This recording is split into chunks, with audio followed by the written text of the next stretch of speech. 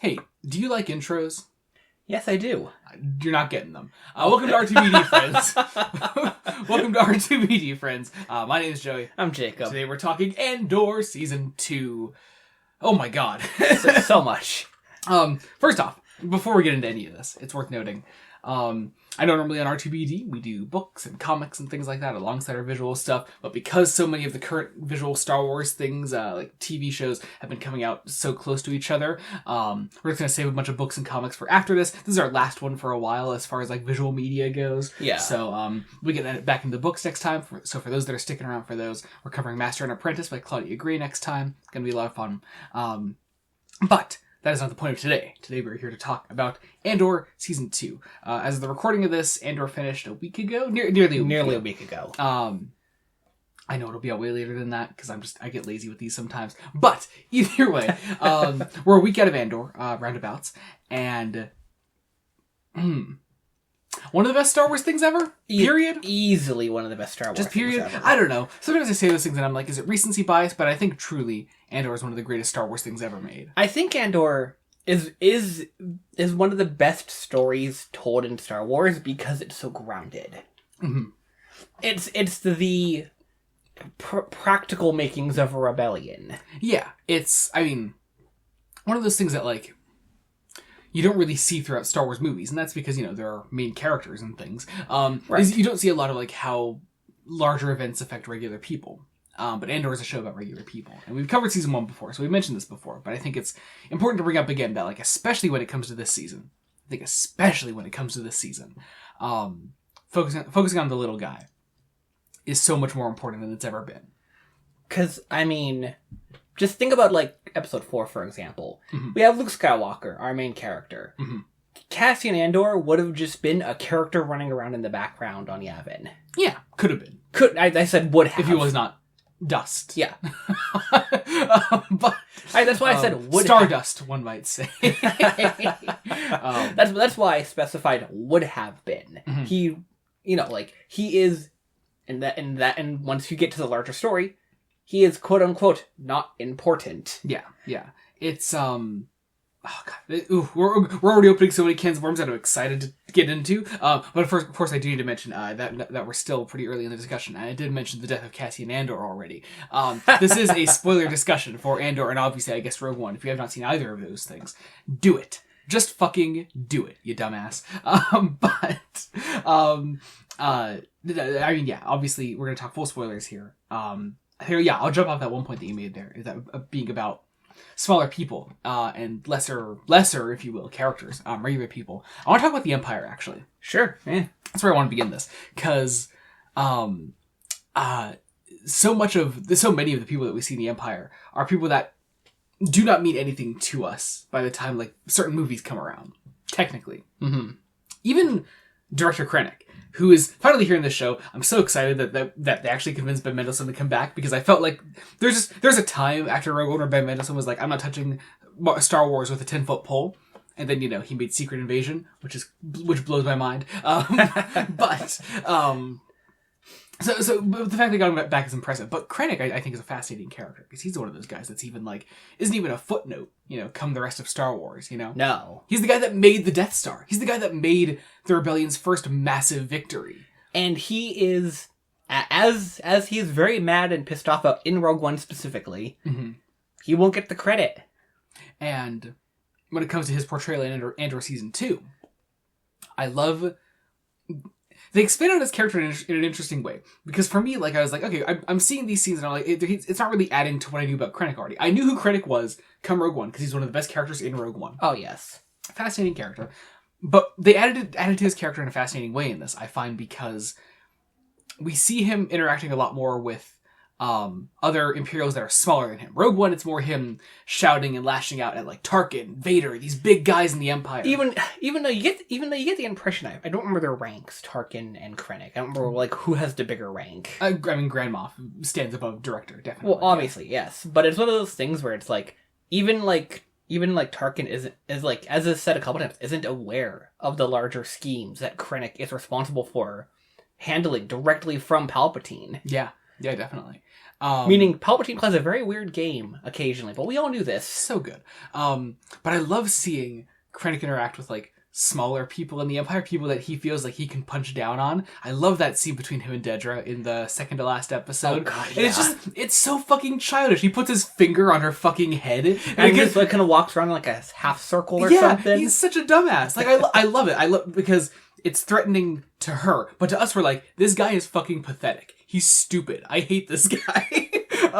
Because Ben Mendelsohn just perfectly plays the scene to show like how small Krennic really is. But when he has power, when he feels like he's actually in control, that is almost when he looks the most pathetic. I love that. I really, really love that. He's properly playing up the sort of idea of a middle manager. Yeah, definitely. And that's the thing with the Empire that the show also does a fantastic job of portraying, is that the Empire is made up of people all just climbing the ladder at all costs and trying to climb the ladder. Yeah, trying to climb the ladder. And usually over dead people. Yeah, and not realizing that they are just as disposable as the person that they just killed to get where they are, you know?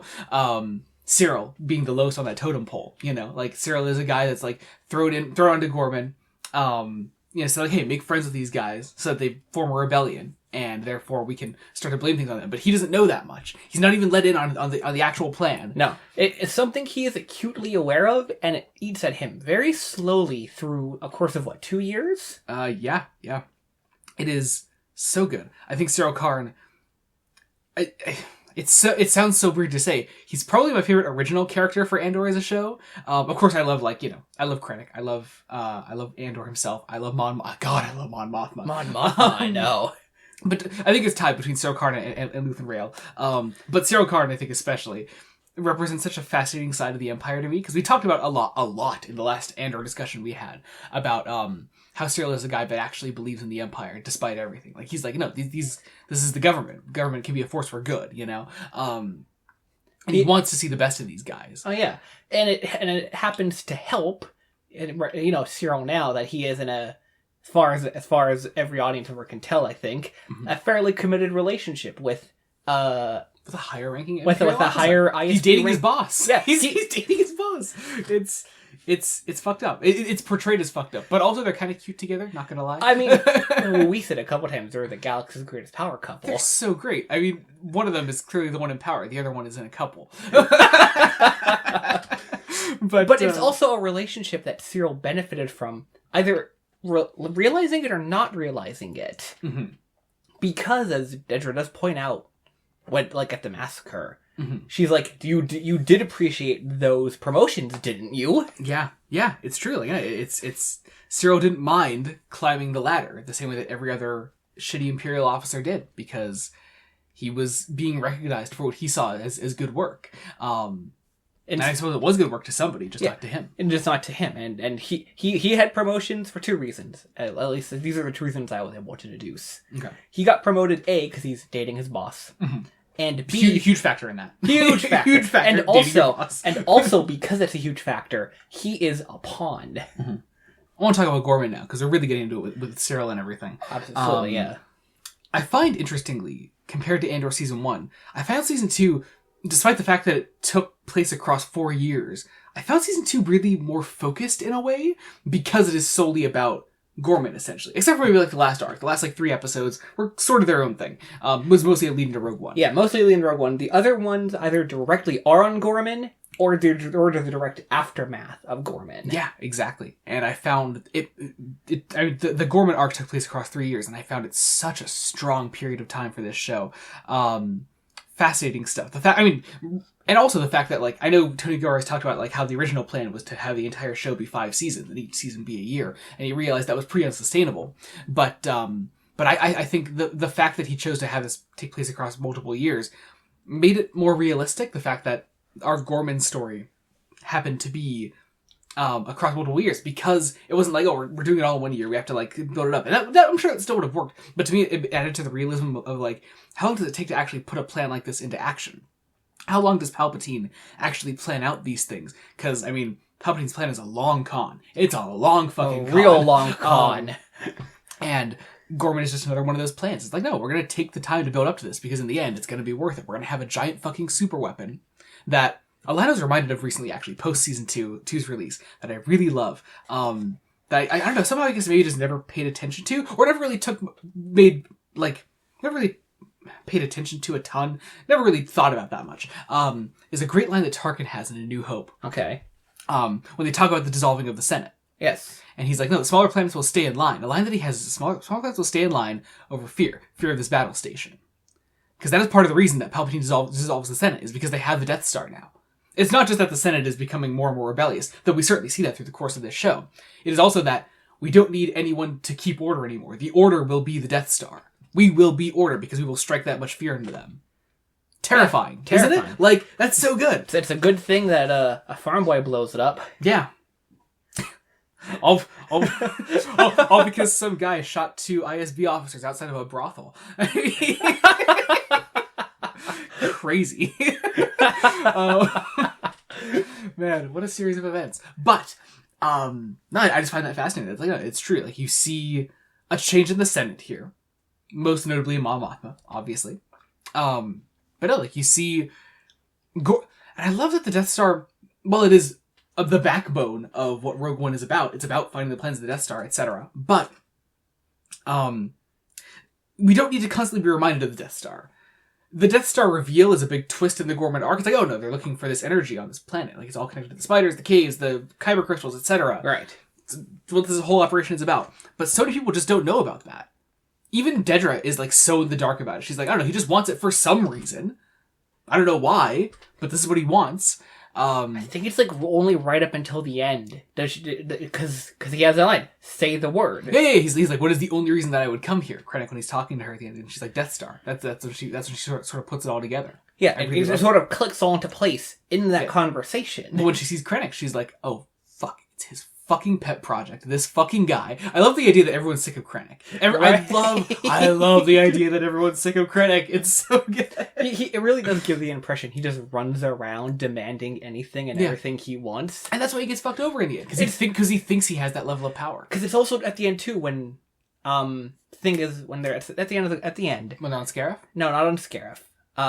In Andor? In Andor. Oh, okay. When he's having the conversation and it's pointed out the Death Star is 2 years behind. Yeah. It was supposed to be ready 2 years ago. Because I don't know what, because you guys couldn't get your shitty little fake rebellion on Gorman started up sooner? Like, that's pretty much it. Yeah, honestly.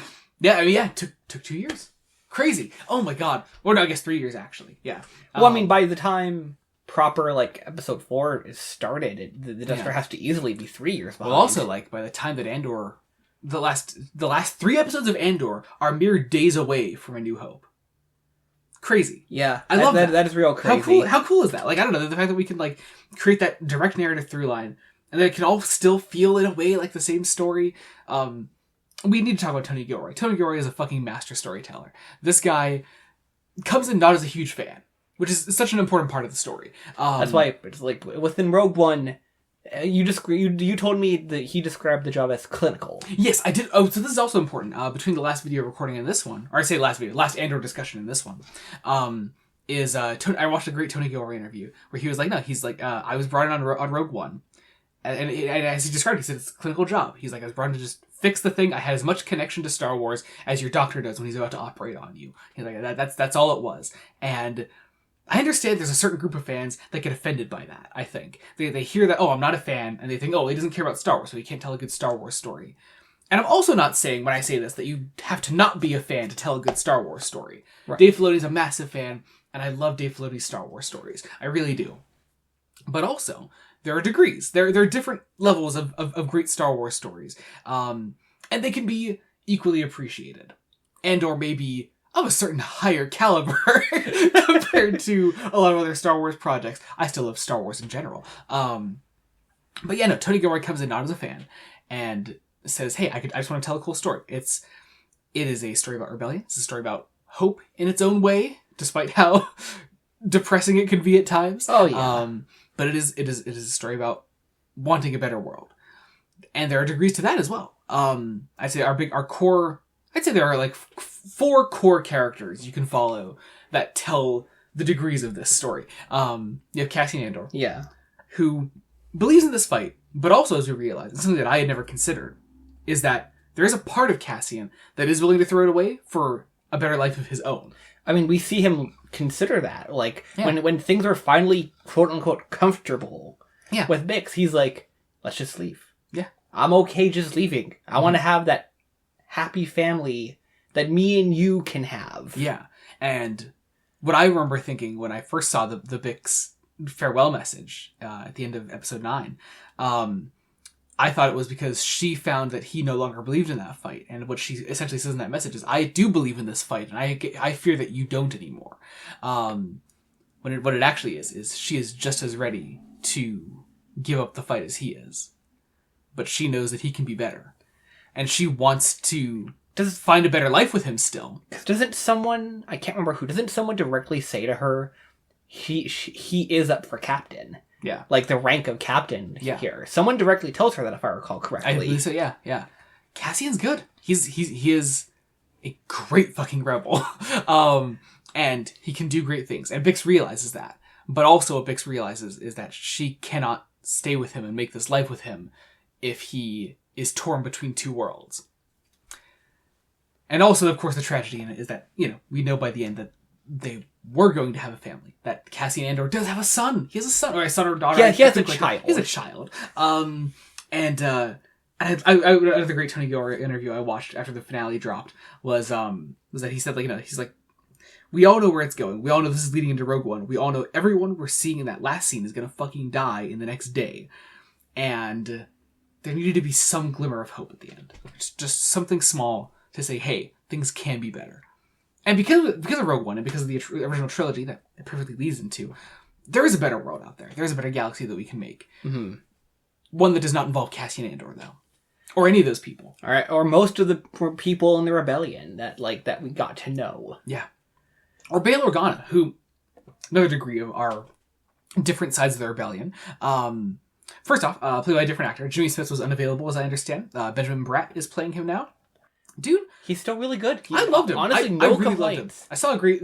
we agreed on this. There's a theory that he has this little random-ass scene at the end of episode 6 of season 2 where he talks to Mon Mothma for 2 seconds, and it's cool. I don't think anyone was listening to that scene. Everyone was like, whoa, that's not Jimmy Smits. Right. They seriously had some conversation. I cannot tell you what happened. And I really do love that. So that when he does actually come to actually play a bigger role with this story, everyone doesn't go, oh, whoa, that's not Jimmy Smits later on when he's actually saying important shit. Just do it in the scene when he's talking about nothing. So everyone could be like, whoa, that's a different guy. But also, when he does come to play a bigger role in the season, I had no problem just saying that's Bail Organa. He was very believable. He's very it's very well done. It's a very good recast. Yeah. Interestingly, having him in the finale though on Yavin, when Jimmy Smits is on Yavin 4 in Rogue One, might make it a little weird to watch those things back to back. I haven't tried it yet. I kind of don't want to, but could be interesting. All the same. But no, I really did like him in the season. In addition to, of course, Genevieve O'Reilly's can't say her name. Genevieve O'Reilly's seminal performance as Mon Mothma. The greatest Mon Mothma appearances we've had ever. Just a fantastic character. I realized that so much of this conversation is going to be on the later episodes of the season because those are the things most recent in our minds. But we got to talk about the first arc. That's not to say important things aren't happening earlier. If for nothing else, for Mon Mothma herself, who I think fully, in a weird way, fully dedicates herself to the rebellion in that first arc. In that she and shows what she's willing to sacrifice because of Luthen, who has made the ultimate sacrifice. And she almost joins in on that. She has to allow one of her friends to die. Because her one friend, the banking one. Yeah, I can't think of his name. Don't know his name, but he was there throughout season 1. And I always liked his scenes in season 1. He approaches Mon Mothma as like, "Hey, I'm going broke. My marriage fell apart, and it's all because I'm contributing to this fight that has not given me anything back yet." And Mon Mothma's like, "Ooh, that kind of sucks." Yeah. And then she turns to Luthen. Do you think you could do something about that? No. Importantly, he's like, I'm gonna have to say something if this doesn't start to pan out. Interestingly, she brings up to Luthen, who Luthen is almost in a similar boat as this guy. Luthen never sees anything back for his work ever. No. And he's accepted that. He knows that his fight will be worth nothing to him, but he's fighting to make a better world. I refer everyone back to his season 1 speech. I feel like, that is the mission statement of that character, just in a fucking scene. It's just Luthen. Oh, I love him so much. Stellan Skarsgård. Anyway, so Luthen and as such, Cinta, was played by Varada Sethu, who we've been watching a lot lately because of Doctor Who. Comes in and takes him away and makes him disappear. And God, we get that fantastic scene when, first off, that bop is playing at the wedding party. Oh my god! Which apparently is a song from season 1 that I'm forgetting where it is. I think it's on the planet where Cassian gets caught and taken to Narkina 5. Then I want to say so. That's what I heard. That sounds right. Either way, where Mom Mothma just like lets one of her friends die, sends him off to his death. And just drowns her sorrows in drinking and dancing and losing her fucking mind. Because importantly as well, her family is quote-unquote falling apart. Mm-hmm. Her daughter is about to be married off in an arranged marriage. Mm-hmm. And her husband, they're not really we watched their marriage fall apart back in season 1. They're already no longer in love by the time season 2 starts up. It's fantastic. I love those performances. She basically has... I also do love at the end of the season how he's with the girl that is talking with Mon throughout the wedding party. Yes. I did love that. Like, she has the most estranged personal life. Mm-hmm. She is losing her friend. She has lost her family. Mm-hmm. Yeah. But also there to do but just contribute to the fight. Yeah. Back on Tony Gilroy interviews again, though, because I want to talk about the song. I did love the idea behind this song, where he was like, no, what is that? He's like, they're spending all this time on this planet getting ready for this wedding, and these girls finally have a chance to dance at the reception. They're gonna put on their jam. Like, this is like a girl pop sort of like song that like people are really into at the time. This is like teenager music, that people have in Star Wars, which is just one of those things that like. Another one of these things that I've always appreciated in Andor is just like you never think too hard about what like just regular things are to people in Star Wars. Like, I don't know, there's cereal in season 1 of Andor, and I'm like, I've never thought of Star Wars cereal before. We know TV exists, we know fiction exists. Yeah. I mean, some of these things I'm more familiar with because of the High Republic stuff, and they make more comments about them. Yeah. Specifically, I like the idea of hollow fiction dramas. Yes. That's a funny concept. Yeah. But like, I think it's fascinating. Just these little things that like, I guess these things need to exist. They have to exist. If people exist, if there are human relatable characters in Star Wars, then they need to have things that sort of at least in some way parallel things that we have in our world. There needs to be something that like helps us understand how these people exist on a regular day-to-day basis, when they're not out fighting with lightsabers and blasters and blowing up planets and all that. Because, I mean, even think back to Clone Wars. There's like just radio stations that make call outs to the troops. Yeah. I love Rookies. How great is Rookies? I was thinking about Rookies recently. Gonna bring up Blind Wave. I love watching Blind Wave's reactions. Eric started showing his wife the Clone Wars recently, and they just got through Rookies and the whole Domino Squad arc. Oh, okay. And it's great. I love it. If you guys aren't watching Blind Wave, they're a much bigger channel than us. Watch Blind Wave. They're great. Anyway, I just love reaction videos. I know they're not everyone's things. I like reaction videos. Anyway, unrelated to everything. But no, yeah, we see Mon Mothma's radicalization. We truly see her begin to accept accept her role as a figurehead in the rebellion, which she essentially has to be by the end of the third arc. I love that. There's something I really, really love about that. I think the proper radicalization of her began when the Gorman senator was being escorted out by stormtroopers. Oh god, I love that scene. Because stormtroopers in the Senate building is such a rare occurrence if it ever happened before at all. Yeah, I mean that people are literally saying stormtroopers in the Senate. Well, yeah, like it's so easy to be like, okay, stormtroopers are so commonplace because we see them all the time in Star Wars. But realistically, like, what is that in our world? That's the military walking right into our U.S. Senate and escorting a congressman out. That's what that is. Yeah, it's a very shocking thing to see. Yeah. And so quickly, you see all those other senators just bend the knee and be like, cool, this is what has to happen. Gorman guy has to get taken out. We have nothing to do with it. He is shouting at them like, you'll be next. Your systems will follow. Yeah. And that's happening in our world right now. That's just happening in our fucking world. People are just ignoring this. Anyways, fucking... Oh, I love this show. Hate life. God damn it. I hate everything. Wow. Also on the first arc, I want to bring up important points of contention that I saw.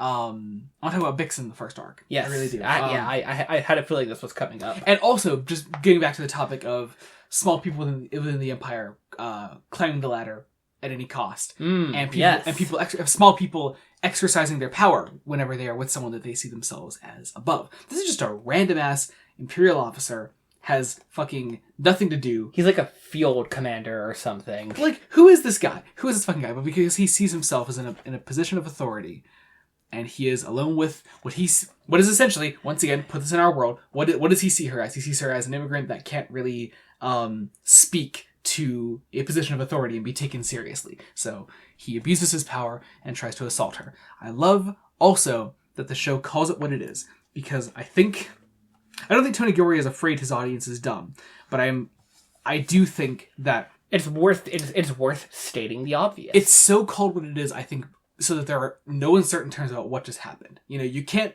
explicitly show anything because you're still a Disney Plus Star Wars show. Right. But she can yell to this other Imperial guy, like, hey, she says straight up, he tried to rape me.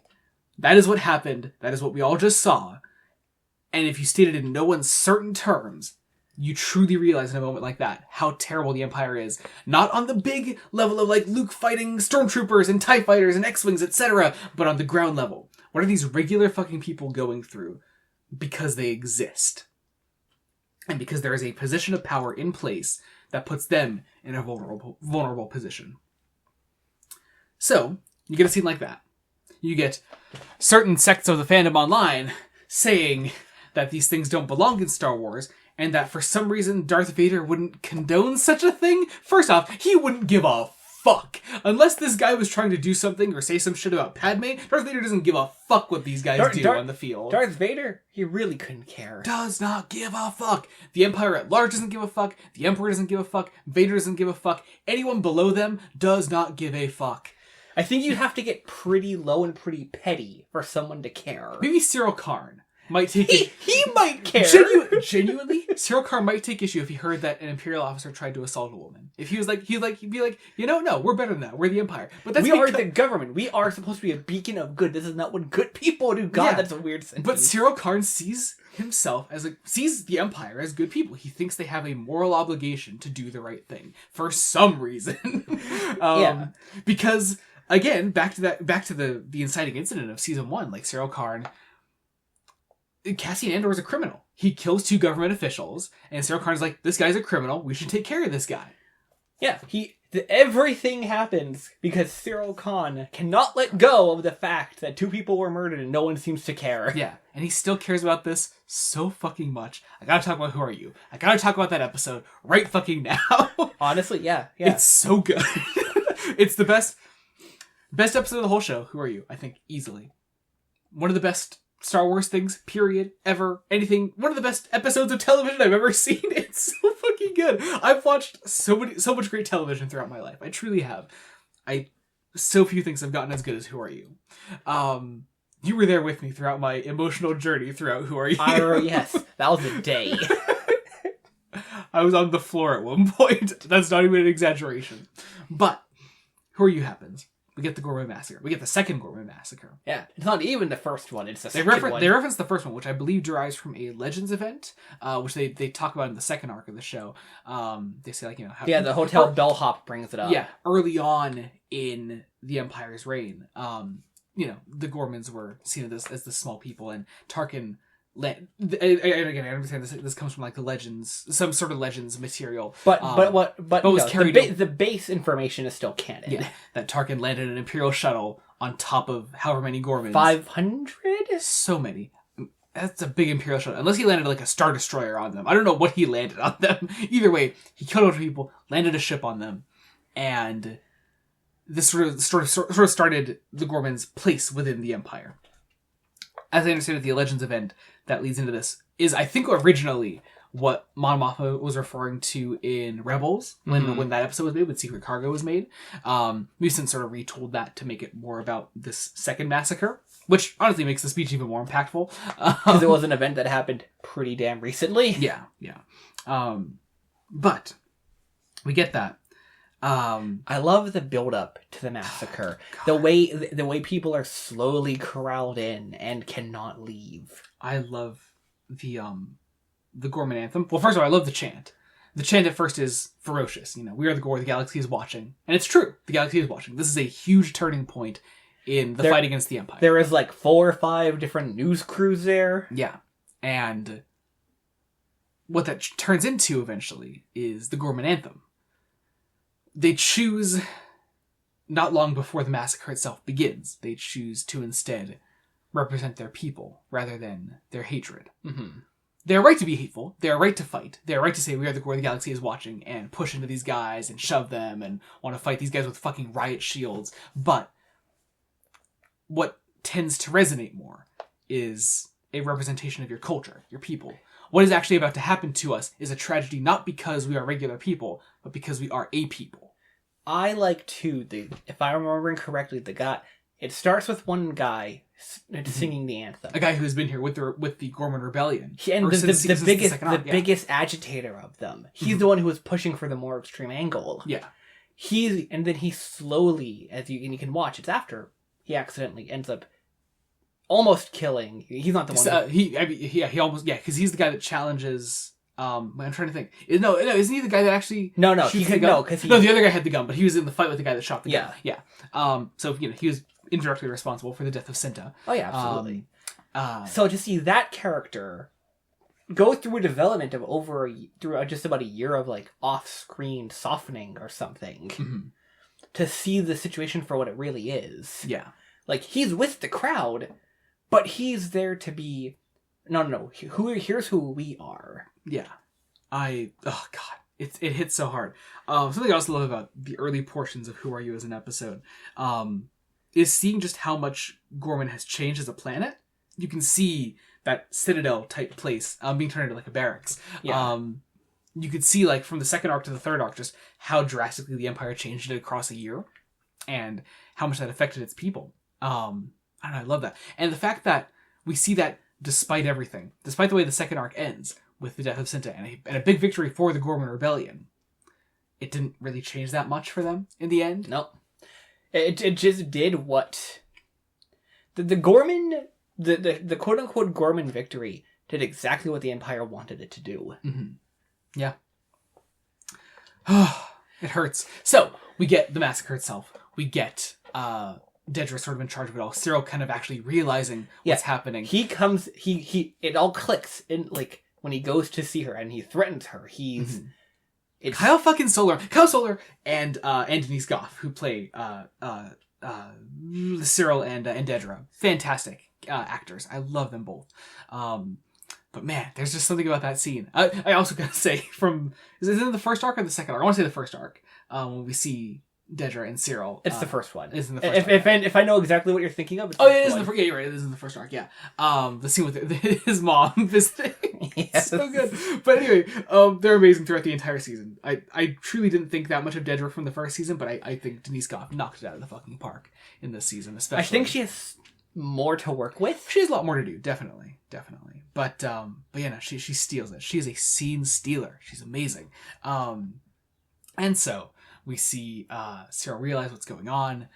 We see Cyril not facing any consequences because of the massacre, but all this time Andor is trying to kill Dedra. Yeah.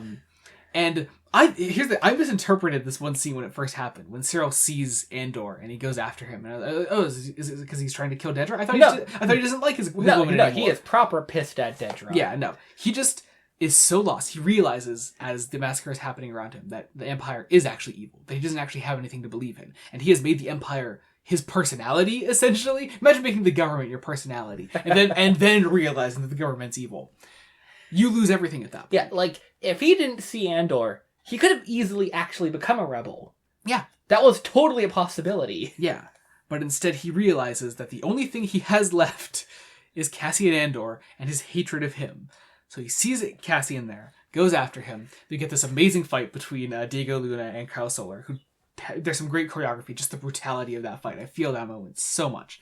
I love when in Star Wars, people have blasters, force powers, lightsabers, just punching. It makes it all the more special in that moment. You're just like, no, these guys are reducing themselves to their primal urges. And or Cyril is. Anyway. Yeah. And God, and then we get the moment. We get the moment where Cyril... He has the gun.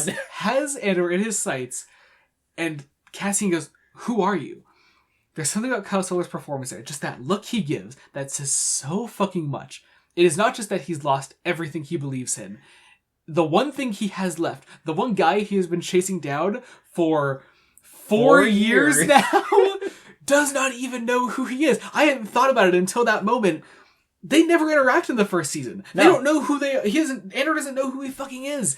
And if the guy I hate so much doesn't even know who I am, who am I? Mm-hmm. And then he gets shot in the fucking head. And it's so good. And Andor leaves that building still not knowing who he is. Doesn't know a thing. And is that not the story of Andor and Rogue One in a nutshell? It's little people who will inevitably be forgotten to history, who are doing what they believe to be something important. I mean, take the story of Cyril Khan, for example. Mm-hmm. Like, from the Empire's perspective, like on an official government record, mm-hmm. he is a minor ISB official mm-hmm. who was killed during the massacre of Gorman. Mm-hmm. Realistically, probably scrubbed from the records even, because Dedra's trying to find him, after he leaves the building during the massacre. And all everyone knows is he left the building. He's gone, and realistically, once she finds out that he's dead, he's probably just gets scrubbed from the records. However, there is something to be said for Denise Goff's performance afterwards. She has like a panic attack afterwards, mm-hmm. and I think that has nothing to do with the massacre. She is completely okay with that. The massacre, that's really not a concern for her. In my opinion, that's the death of Cyril talking. Officially, I think she's willing to scrub him from the records, but to her, I think, despite everything, there's some genuine remorse there. I think she actually... There are actual feelings there. I think she actually cared for him. Mm-hmm. And if nothing, even if she didn't actually care for him, it was, I think, a moment of regret for using him in that way. For, I don't know. I think trying to... forcing him into being complicit in something that realistically we know. And she was proven in the end. She knows that he wasn't actually okay with, that he didn't actually want to do. Given the choice, if he had known more, he probably would have joined the Gore. Yeah, probably. Ugh. My read personally is that she cared for him, and that she might have tried playing it cool when he threatened her and tried almost killing her. Yeah. But she still cared. I think the fact he's dead, if not because of her directly, because of her indirectly. Yeah. That's gonna eat at her. Yeah, totally. If anything, it leads more to her being, what did you call herself, a scavenger? Mm-hmm. Yeah. If anything, it leads more into her burying herself into the government. Yeah, which is what gets her lost in the government, essentially. And how Krennic is able to turn her story into one of rebellion. To say, hey, you ended up helping the rebellion in the end with your fucking blundering because of your lust for power, which is something that Krennic suffers from as well. But he's able to bury her in that end to that degree. Which I do love her scene with Luthen as well, which is so good. Which is we don't realize it as we're watching it at the time, but you get the sense that it's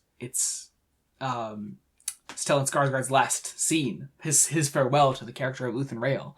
It really is. We get an amazing set of flashbacks between him and his surrogate daughter, Clea, which I adore as well. Mm-hmm. But no, I love his standoff with Dedra in the... I love its circumstances, because it's just after he's agreed on it. We have to destroy everything. Nothing can be salvageable. Uh-huh. He's literally in the process of destroying the communication equipment. Yeah. The memory banks. Yeah. And then this bitch comes in. There's a moment where you think maybe she doesn't actually know anything. Maybe I thought, I was like, maybe she's actually there to look into things, look at the artifacts or whatever. But no, she's figured him out. She's there to get his ass. And it's not going to end well for either of them. And then Luthen fucking Rael, the legend that he is, sees that she's distracted by the destroying of the communications equipment and just fucking stabs himself.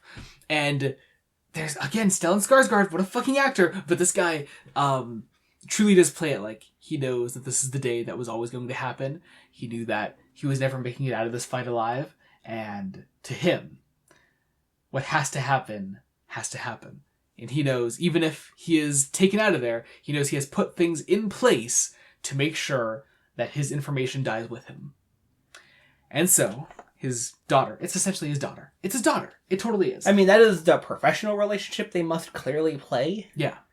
Through these amazing set of flashbacks, which I love, between him and Clea, where he saves her and helps her take down a sect of the Empire that has destroyed her life on Naboo, which is really cool. I like that. Mm-hmm. We get a Naboo appearance, but no, we see how their relationship grows, and to the point where, like, I think back on one of my favorite scenes from the season, from the second arc, when they're in the at the Imperial Gala thing, Yeah, and they take the bug out of there, and I just love the way they talk to each other. Things like, oh, but I could have just killed Director Krennic there. You know, they're walking out. It truly is such a unique relationship in the show, because through Luthen's connections, through the people he knows everywhere, he has friends everywhere. Yeah, friends everywhere. In case you didn't know, but he, you know, through all his connections, he doesn't actually have anyone he completely trusts in the way that he trusts Clea.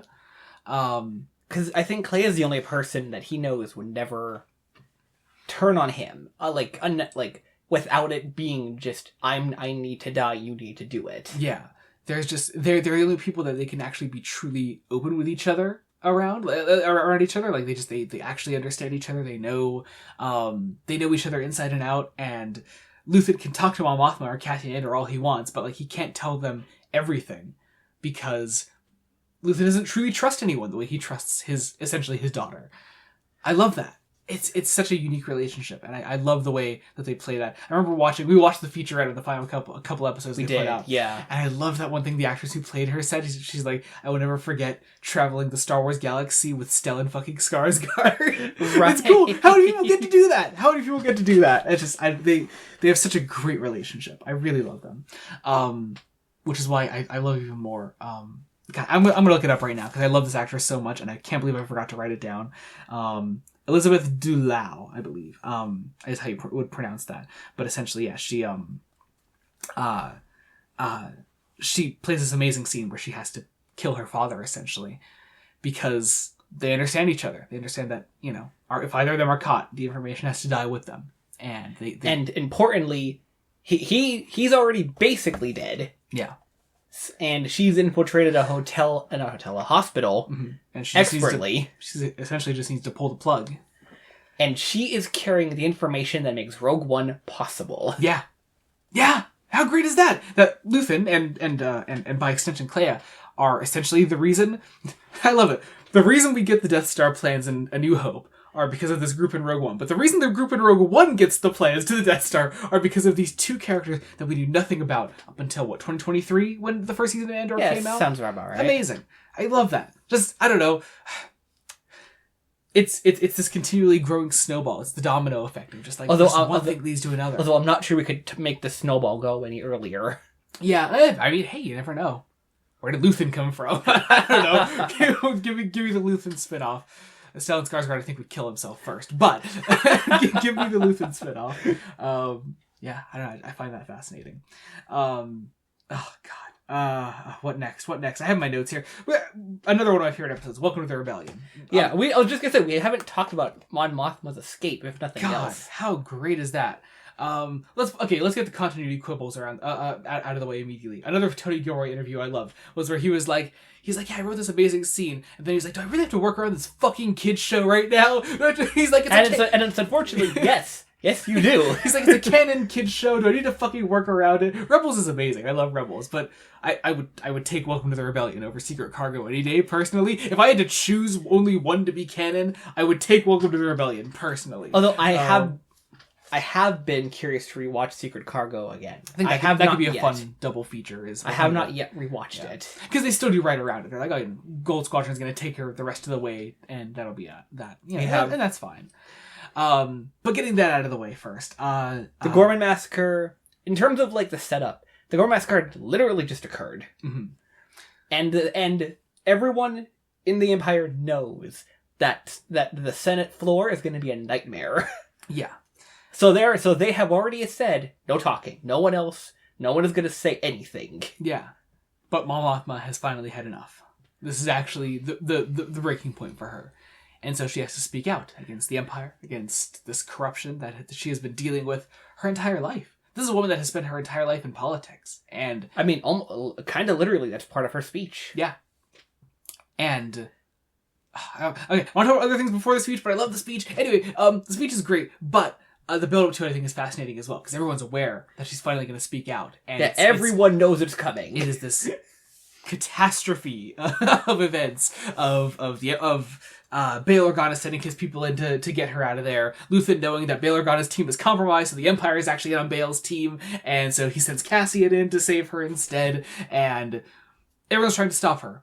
And she cannot be stopped. Because she's fucking Mothma, baby! And the Empire thinks it has found a way to not give her a chance to speak. There's a senator talking, like, pro-Empire propaganda. Yeah, and so Bail Organa gets up to speak. And he says something along the lines of, we all agree this is an emergency, yes? No one disagreed with that last senator's use of the word emergency a million times? Mm-hmm. Well, as a senior member of the Senate, yeah, in an emergency, they could speak. Yeah. Therefore, I present your downfall. A senator from Chandrila. He doesn't even call her out at first, so they can't even stop her. She fucking gets out there, says her fucking speech. There's so much about the speech I love. But of course, the thesis of it really being that, yes, there is a threat. We all recognize that. But we have created this threat, essentially. We have led to this moment ourselves. The Senate, a vote on vote, kept giving Palpatine power. Yeah. It's on us. We need to accept responsibility for that. And we need to realize that we made a fucking mistake. And it's so good. Again, the real world exists. You have to realize first that you are the reason that this person has been put into a place of power and into a place where this person can do whatever he likes, make people disappear, let's say, destroy entire planets, let's say. It's a great moment. She's cut off, and the idea is that the speech only gets to the Senate. The Senate, and some of the people within the Senate building, not all the screens. Which is, of course, our reason for needing the Rebels moment, where she speaks to the rest of the galaxy. But I love the moment between her and Cassian. Another great moment I was reminded of from Rogue One, actually, is when she introduces Cassian to Jyn Erso, and she's like, what does she say? Like, special rebel agent Cassian Andor? Yeah. And it's like, and then fucking, like, the things these people must have been through. Like, I love that. I don't know. She comes out from the speech, and he's presented himself as a reporter. Yeah. And he says the line, I have friends everywhere. Mm-hmm. Little code word for getting people on Luthen's side. And so she starts to go along with it. Cassian saves her life by going up, meeting up with the other guy that Luthen had in with her, which was her driver. No, her assistant. Her assistant, that's right. And so he's there with Andor the whole time. This one on Bail's team working for the Empire stops Cassian by straight up pulling a gun on him in the middle of this meeting of other senators there. Cassian turns it literally into a hostage situation. Cassian fucking pulls a gun instead, shoots her straight up, and gets Mon Mothma out of there. Amazing moment. She's like horrified at what like the rebellion looks like on the ground level. Something she will never have to see again, I'd like to point out. Yeah. I mean, we don't know that. I guess we don't know that. From the leadership room, I doubt you see much of the ground level fighting. I guess you see many Bothans die. That's a very good line. He's like, welcome to the rebellion. This is fucking it. This is what it is. This is this fight. This is the fight you have chosen. And in a way he's saying, I'm glad you're a part of it. Yeah. And he gets her out of there. Oh, it's so good. We haven't talked about K2SO yet. God, there's so much this season. It's so good. K2SO. There's really not much to talk about because, as Tony Gilroy has pointed out many a times, it's hard to write K2SO. He's not easy. Yeah. He's this unstoppable killing machine, and if you put him on a mission where there have to be dire stakes, it's hard to do. It really is. Like even in the Coruscant mission to get Clea out of there, like. It's a pretty easy mission to solve. We get this big cliffhanger at the end of episode 11 when these officers are getting to this hall to get to Mothma and Andor or not Mothma, Clea and Andor, and the next episode opens. Sure, there's a little bit of fighting, but K2SO gets in there and wrecks shop, and it's done. It's over. Yeah, problem solved. So easy. I love K2SO, but Tony Gilroy is absolutely right that like he even says, I saw someone interview where he was like, if you go back and watch Rogue One, like I'm always writing an excuse in there to get K2SO out of the fucking room. He doesn't need to be there because he's just gonna end any conflict we have in a second. I mean, you could just see how unstoppable they are because he's part of the Gorman Massacre. A Gorman Massacre. Yeah, it takes a truck slamming him and almost cutting him in half. It does cut him in half, straight up.